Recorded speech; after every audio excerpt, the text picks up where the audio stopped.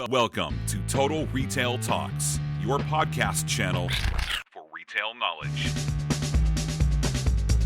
Hi, and welcome to episode 157 of Total Retail Talks. I'm Joe Keenan, Executive Editor of Total Retail. Joining me today is Julie Lyle, Interim Chief Marketing Officer at one of the country's largest retailers and a board member at several marketing technology firms. We're going to be discussing the growing influence of technology within retail, particularly as it relates to customer experience. Thanks for joining me, Julie. It's a pleasure, Joe. I'm looking forward to it. It's great. So let's get started by having you tell us a little bit about your background within the retail industry. I've been in the retail industry now for 25 plus years. I started very young, of course. I've been Chief Merchant or Chief Marketing Officer for great brands across the business, Walmart, of course, Shopko, Maida, H.H. Gregg, and others. So you mentioned, obviously being within the industry for 25 years, you've obviously seen a lot of change in your time. And, I'm specifically interested, kind of within the last 3 to 5 years, can you talk about, sort of the shifts in the industry that you've, been most, not necessarily surprised by, but, taken note of? I think probably the most powerful shift has been the movement from a one-to-one. It's a dichotomy, Joe. There's been a shift that is technology-enabled that has now creates networks of shoppers and sellers and referrers in a way that we've never seen before, certainly not in my career. To give you an example, rather than relying, as we had in the past, on simply a one-to-one relationship of a shopkeeper, if you will, to a customer, the internet and technology and artificial intelligence has enabled networks of relationships between sellers and buyers, between customers and retailers, between referrers and shoppers, between intermediaries and shoppers. If you think about the network, the power of Amazon is the network that it has created that is displacing simply a one-to-one transaction with many-to-many transactions and communications. And that many-to-many network is reshaping the way vast groups of consumers view brands, talk about brands, evaluate products, share their opinions, make their purchasing decisions, compare prices, and so on. So I want to get into this a little bit more. You mentioned kind of the influence of technology and kind of more behavior moving, digital shopping and online. Can you talk about some of the technologies that you're bullish on in terms of their impact? And I'm thinking specifically around customer experience here, more kind of the customer-facing technologies that you believe can really have an influence on the way consumers shop. Well, as I mentioned, in those neural networks of microeconomies, if you will, that are happening both online and offline. People are using their mobile devices even as they're standing in front of the cashier in a retail brick-and-mortar environment. Even in the wake of all of that, what consumers are trying to find now as the Holy Grail is that very personalized experience where they have the sense that the retailer knows them, understands them, and respects their time and their wishes enough to only serve them very personalized offers or content, et cetera, that is relevant to that shopper in their life cycle or based on their shopping patterns. Yeah, and I was going to say that I think that brings up a good point. This isn't necessarily the exclusive domain of online here. Where you mentioned in store. I guess the experience and kind of that knowing the customer and the collection of data and technologies that enable that extend to both channels. Absolutely. And, I often I'll get questions when I'm speaking at conferences or whatnot about, isn't technology that is personalized creepy? Well, if it's just following me around and serving me up ads or content or promotions or offers that aren't really relevant to me, then I do feel like I'm being chased or followed in a very unnatural way. But when it's personal and I've opted into the experience because I trust that retailer to deliver me an offer on a great pair of jeans that's 3 tables over from where I'm standing in that store, and it's a pair of jeans that I have bought that brand 3 or 4 times previously, then it's a real value benefit. It goes from being creepy to being a friend. Yeah, really adds value to the experience. So you specifically cited artificial intelligence. So can you talk about what some of the best retail applications in your mind are for that type of technology, and then kind of a second part to that, what are the business benefits that brands that implementing AI solutions hope to gain? Well, AI in today's world can bridge many gaps in terms of the relationship that retailers have with their customers. That extends from where they're serving their ads and the timing and relevancy of the ads that they serve, to the offers and promotions and how those promotions are structured to meet the needs of the customer and be the type of promotion that the customer will respond to most often, to product and predictive merchandising to say, well, if you bought this, you should also consider that, and many other ways.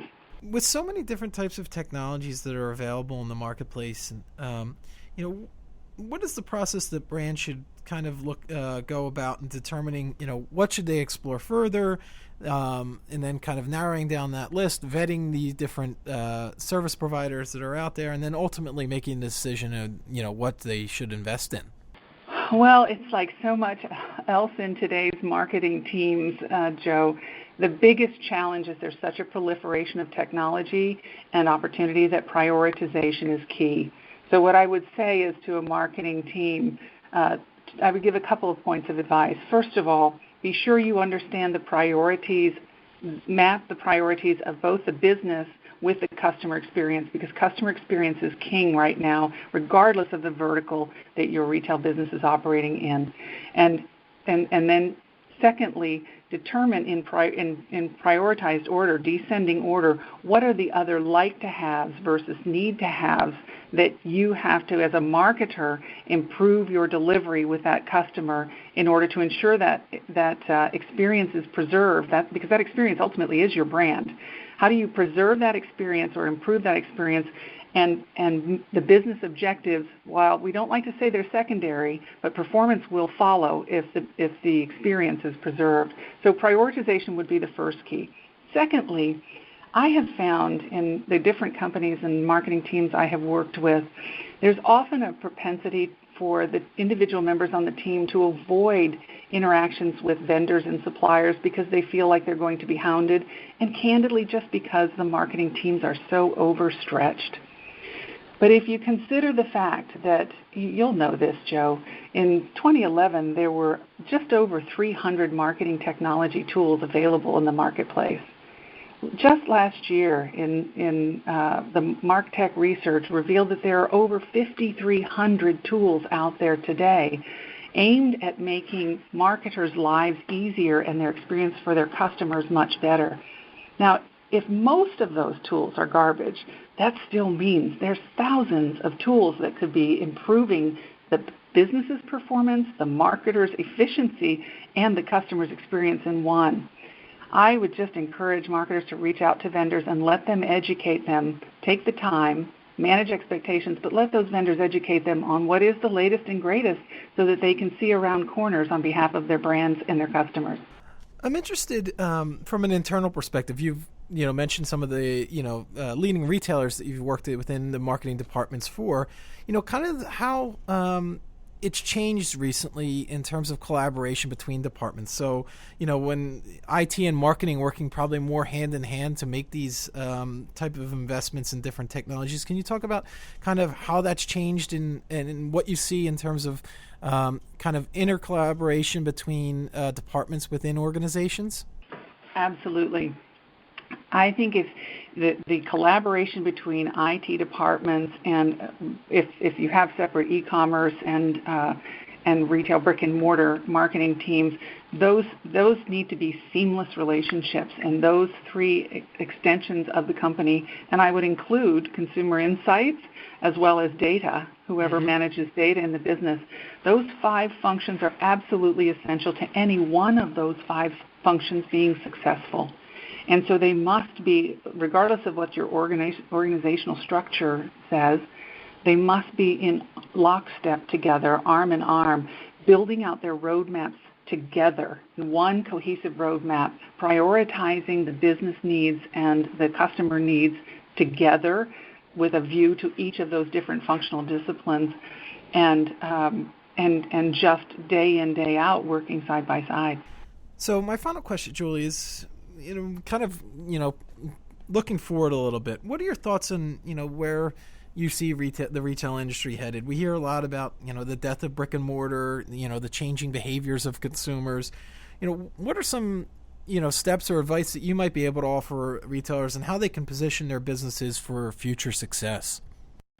Well, it might sound a bit trite, but I don't believe at all that retail is dead. I think boring 20-year-old underinvested retail is probably dead, but consumers still love the experience of interacting with product and being inspired and stimulated by the retail environment.